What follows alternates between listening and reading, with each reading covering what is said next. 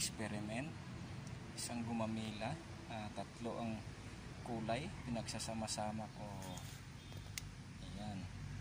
Itong sangang ito po yung kulay red.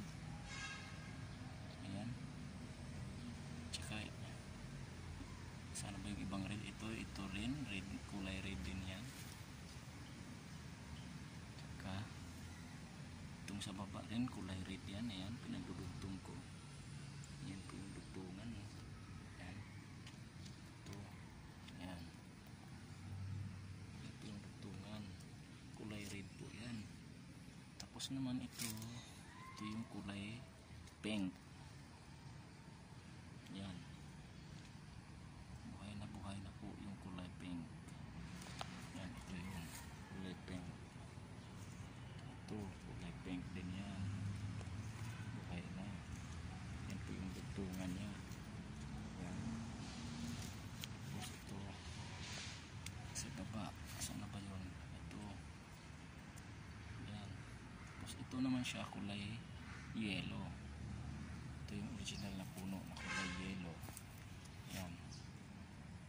Ito yung kulay na yellow. Yan.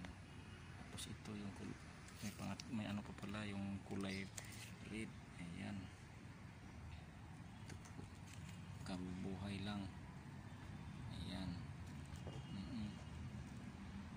Ayan po yung dugtungan. Ayan. Ito pala yung isa sa lalim na kulay red. Ayan o. Ayan.